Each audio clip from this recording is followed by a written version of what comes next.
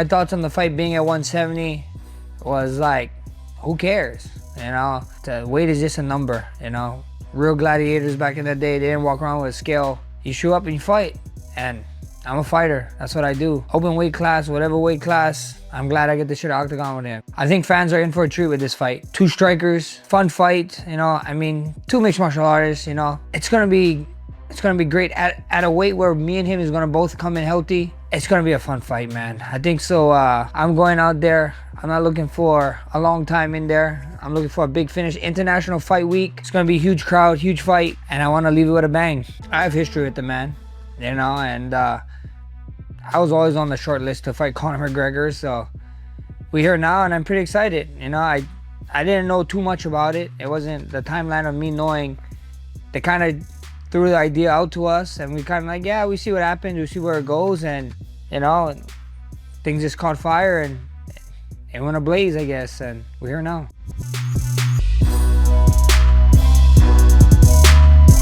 Feel like some big shit's gonna happen on the White House card, and this could be it. So I'm just gonna go with that. I'm 50-50 on this, guys, I really am. Remember that when you're gambling, and gamble responsibly. But I'm gonna just say Pereira, because I think something big's gonna happen. And that something big is Pereira, triple champ, KO and Ghana. And I'm gonna leave it at that. That's gonna be my pick for this one. Let's see what happens, man. This White House card is actually gonna be massive, I guess.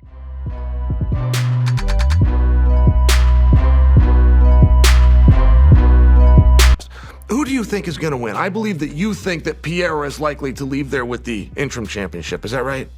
Yeah, it's always interesting when someone is moving up and putting on weight, especially in the weight class, in the heavyweight division, because you can get heavy. You can go all the way to 265.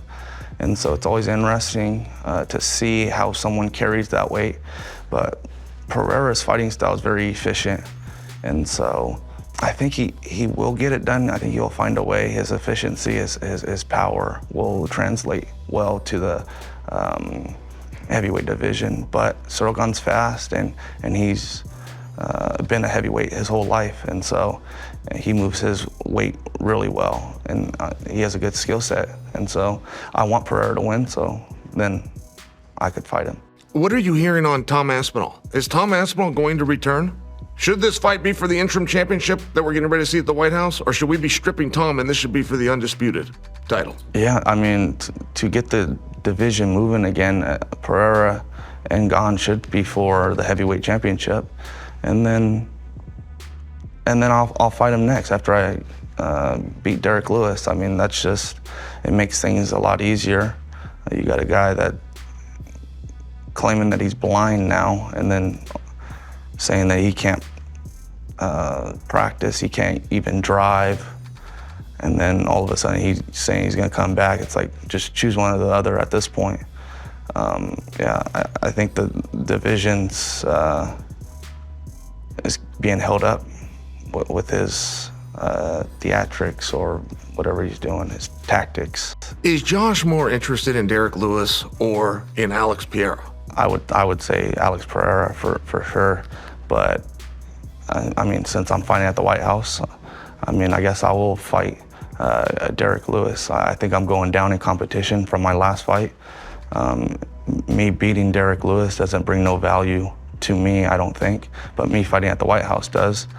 And so I think that's gonna propel me to a fight with Alex Pereira. So I think it's all gonna work out soon. Unless Ciryl Gane wants to magically, you know, disappear, and I'll step in and fight Pereira.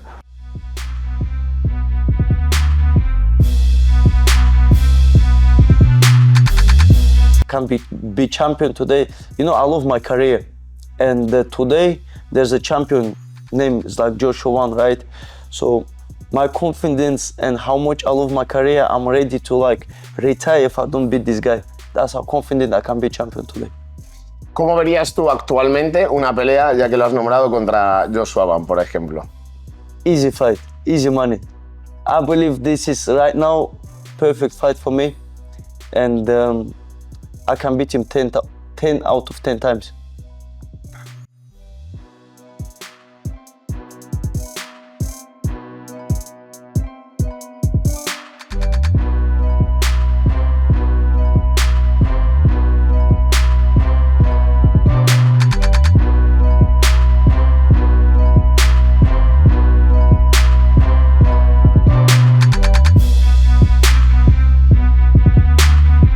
so uninteresting, and I don't, because it's Ronda. I guess people, you know, it probably.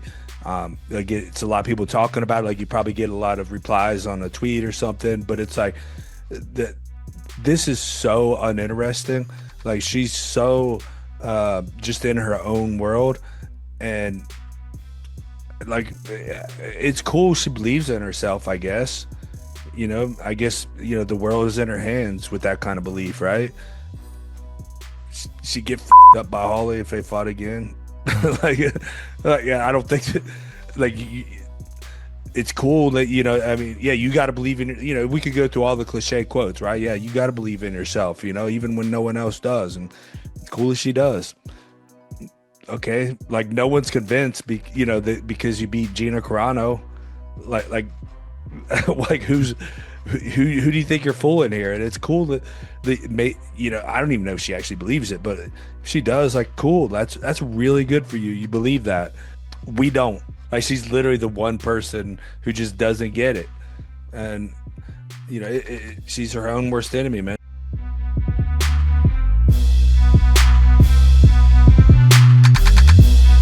The thing is, I say, you know, the whole reason why it was a huge upset is because she was such a dominant champion, and you won't ever see me like totally like smearing her name or anything like that, and you won't. But I mean, like, banter like that is like, I mean, what I thought too. If you honestly, yes, of course. I was who was I with? I was like, yeah. I mean, that's what she says, but I was like, before our last fight, she also said she thinks she's gonna move around, hop around, and then kick me in the face and knock me out, but it ain't gonna go down like that. That's how it went down. That's what I was thinking in my head. It's like, well, you can say one thing and actions are another, you know. Like, there's just like, she's always gonna be more of that type of person, and you know. The thing is, I've always said I'll rematch her. That's the bottom line. Like, she doesn't want it. She's never wanted it, and that's all right. That's all right.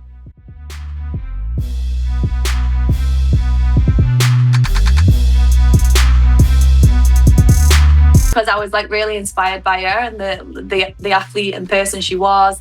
And I think because she's a woman, it related to me a little bit more. I just think like this sport, like we complain so much about like going into personal things and people's personal lives, and when we're selling fights, and we just don't think there's a line that should be crossed with things like that.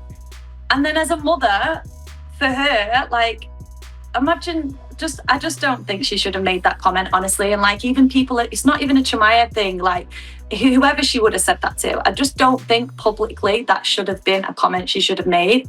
And I just feel like I wanted to say something because I didn't agree with it. You know, I'm not inspired by other people that come out with stupid comments. So, I mean, I would have my opinion on it if I was asked, but for somebody that I've been inspired to for a long time, it was a little bit disappointing to hear her come out with something like that. Do you know, I've had like quite a few messages, honestly. Straight away, I had like somebody I knew from like PFL that was one of the staff messaged me and said, my daughter's just recently had surgery. There's different levels to like cleft palate, but she'd had surgery to correct something, and it really like meant something to them that I'd come out and said something like that. So, I mean, they're the type of things, like one day I might have a daughter that suffers with that, and someone that I'm inspired by has like come out publicly and mocked someone for it. Yeah.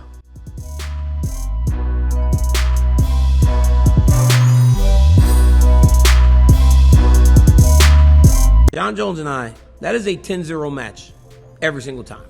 I know it, and he knows it. Alfredo spoke about it the other day, and I will tell you, he is telling you the truth when they are trying to make a competition between Jon Jones and I come together. Here's the problem, though, and this is what people don't tell you, not even Alfredo. The reality is, as I told you guys before, you don't have to goad me into this wrestling match. I know as a fact, I will beat him 10-0 at 47 years old. Here's the problem. I know I'm going to beat him 10-0, but he also knows I'm going to beat him 10-0. That's why he will not wrestle me. He won't do it.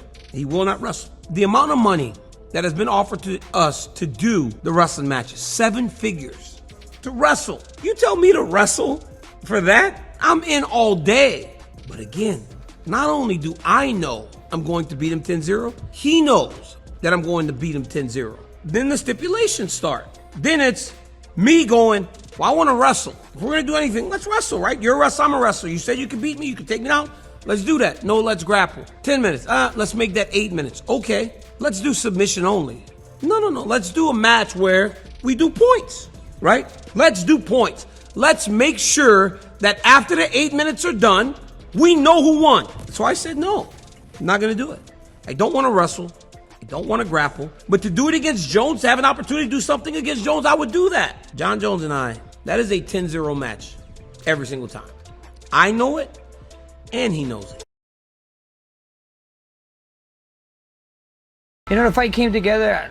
I have history with the man, you know, and I was always on the short list to fight Conor McGregor, so we're here now, and I'm pretty excited. You know, I didn't know too much about it. It wasn't the timeline of me knowing. They kind of threw the idea out to us, and we kind of like, yeah, we see what happens, we see where it goes, and, you know, things just caught fire, and it went ablaze, I guess, and we're here now. I should get some sleep.